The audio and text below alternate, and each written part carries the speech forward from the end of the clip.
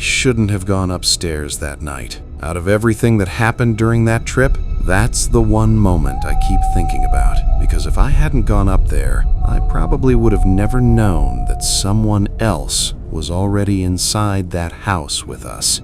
This happened last year during spring break. There were 5 of us, me, my cousin Hamza, and 3 of our friends from university. We wanted something chill, not crowded like Miami or Cancun.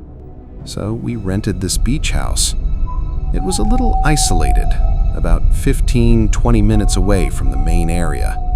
But honestly, that's what made it feel perfect.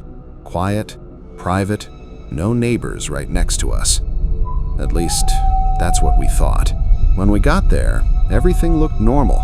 The house was clean, keys were exactly where the owner said they'd be, no signs of anything weird. But there was one small thing I remember: the back door. It wasn't fully locked. At the time, I didn't think much of it. I just assumed the cleaners left it like that. So I locked it and forgot about it. The first night was normal. Music, drinks, sitting outside near the beach, just enjoying the whole spring break freedom feeling. Around midnight, we all went inside. 2 of the guys took the upstairs rooms, and the rest of us stayed downstairs. I was sleeping in the living room, and that's when things started getting weird. At around 3 a.m., I woke up to a sound. It was very light, but clear. Footsteps. Upstairs. At first, I thought maybe one of the guys was just awake. But then I checked my phone. Both of them had messaged in the group chat earlier saying they were going to sleep, and everything upstairs had been quiet until now. I tried to ignore it. You know how your brain just tries to make everything seem normal? I told myself, old house, maybe wood creaking, maybe someone turning in bed. But then I heard it again. This time, slower, more deliberate. Like someone walking, not just shifting. I sat up. The whole house felt off. Too quiet. No AC sound, no wind, nothing. Just silence. And then, another step. That's when I texted Hamza, "Are you awake?" He replied instantly, "No, why?" That's when my stomach dropped. I don't know why I did it, but I decided to go upstairs. Looking back, that was the worst decision I made that night. I walked slowly, trying not to make noise. Each step on the stairs felt louder than it should have been, and the closer I got to the top, the colder it felt. At the end of the hallway upstairs, there was one door, a storage room. We hadn't used it at all. It was closed earlier, but now it was slightly open, and I swear I remember clearly we had shut it completely before going to sleep. I just stood there, not moving, not breathing properly, just staring at that door. And then it moved, very slightly, like someone inside had touched it. That's when it hit me. There was someone in that room. I didn't open it. I didn't check. I just turned around and ran downstairs. I woke everyone up immediately. No hesitation, no explanation. Just get up now. At first, nobody believed me, but when they saw my face, they knew something was wrong. We grabbed whatever we could, phones, flashlights, and all 5 of us went upstairs together. The door was still open, exactly the same. We slowly pushed it open, and inside, there was no one. But the room wasn't empty. There were things inside that weren't ours. A backpack, half-empty water bottles, used clothes, and the worst part? A mattress on the floor. Someone had been living there. We didn't stay another minute. We left everything behind and drove out immediately. The next day, we contacted the owner. He told us something that made everything worse. He said, no one has rented that house in over a month, which means whoever was inside that room wasn't supposed to be there at all. And they were still there while we were sleeping. The first sign was the toothbrush. It was already wet. And the worst part is, at that moment, I still tried to convince myself everything was normal.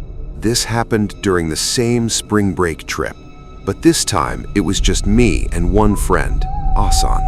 We had left the beach house early after what happened and decided to book a hotel closer to the city. Nothing fancy, just a mid-range hotel near the main strip. Busy area, lots of people. Felt safe, at least it should have been. Check-in was smooth. The receptionist gave us a key card. Room 407, 4th floor. Nothing unusual.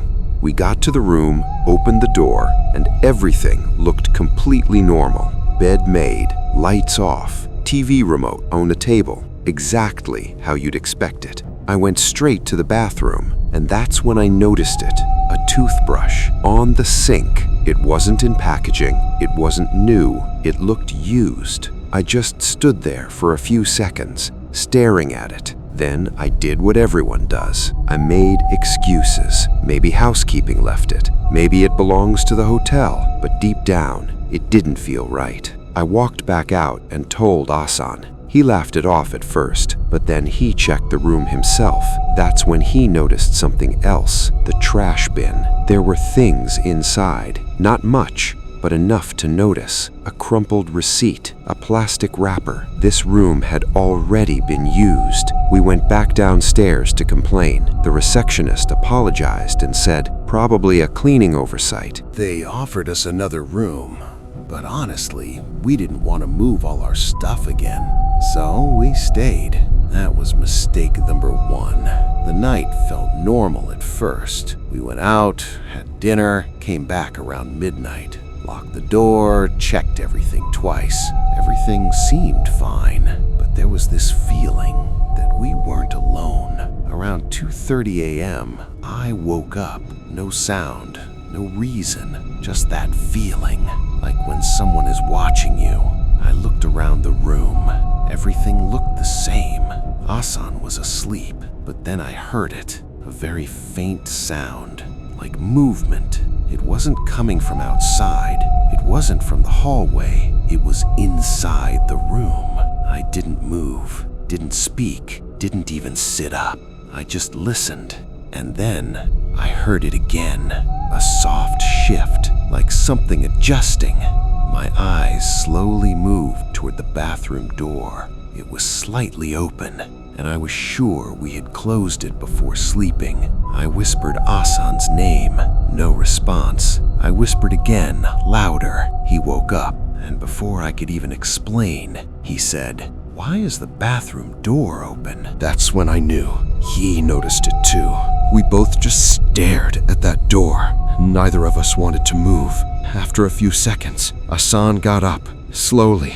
I told him not to, but he still did. He walked toward the door and pushed it open. There was no one inside, but something felt wrong. The mirror was foggy, like someone had used hot water recently. We hadn't used the shower, not before sleeping, not after coming back. So why was the mirror fogged? That's when we heard it. From above us, a sound, like someone crawling inside the ceiling. We didn't even think. We grabbed our phones, our keys, and ran out of the room. Didn't pack, didn't check anything, just left. The next morning, we reported everything. The hotel checked the room. They told us there's no access to the ceiling from inside the room. But here's the part I still think about. If there was no access, then whatever we heard was already inside. We didn't realize it at first, Even when he took the wrong turn, we still thought it was just a mistake. It wasn't. By the time we understood what was happening, we were already too far away from everything. This happened on the last night of our spring break. There were 4 of us: me, Samir, Daniel, and one of Samir's cousins. We had been out all day, beach, food, walking around the city, just trying to make the most of the last day. By the time it got late, we were exhausted. Phones low on battery, barely any energy left. We just wanted to get back to the hotel. We tried booking a ride. No cars available. Tried again. Still nothing. It was one of those busy nights. Too many people, not enough drivers. That's when a car pulled up near us. The driver rolled down the window and said, "You guys need a ride?" We hesitated, just for a second. Then Samir said, "Yeah, we're heading to the main strip." The driver nodded immediately, too quickly. "Hop in." Looking back, that was the moment we should have walked away. The car looked normal, nothing obviously wrong. But as soon as we got inside, something felt off. No music, no radio, no navigation screen, just silence. And the driver didn't say anything after that. After about 5 minutes, we noticed something. The route. He wasn't going toward the main road. He turned into a smaller street, then another. Samir leaned forward and said, "Bro, that's not the way." The driver didn't answer, just kept driving. That's when the atmosphere changed. The kind of silence that doesn't feel normal. Heavy, uncomfortable. I checked my phone. No signal. We tried opening the doors. They didn't open. Child lock. All 4 of us looked at each other, and in that moment, we all realized the same thing. We were stuck. Samir raised his voice. "Stop the car!" No response. "Stop the car!" Still nothing. The driver just kept looking forward, not even reacting. Then, slowly, he spoke without turning around. "You guys are far from your hotel now." That was it. No explanation, no emotion, just that sentence. At that point, everything felt wrong. The road was getting darker. No streetlights, no people, just empty roads and shadows. Daniel tried forcing the door open. Didn't work. Samir started shouting again, threatening him. Still no reaction. That's when something clicked. We had to get out, somehow. I looked around quickly, trying to find anything. Window controls, door lock, anything. Then, suddenly, the car slowed down, just a little, like he was approaching a turn. That was our only chance. Samir didn't think twice. He reached forward, grabbed the steering wheel, and pulled. The car swerved, the driver panicked, and for a split second, the lock disengaged. We didn't even wait. We pushed the doors open and ran. Didn't look back, didn't stop, just ran. We ended up on some random road, no idea where we were, but we kept walking. Eventually found a main street, got help, called another ride. We reported everything the next day, gave them the car description, the location, everything. They told us something that still doesn't sit right with me. There was no record of that car. No ride request, no driver match, which means we didn't accidentally get into the wrong ride. We got into a car that was never supposed to pick anyone up.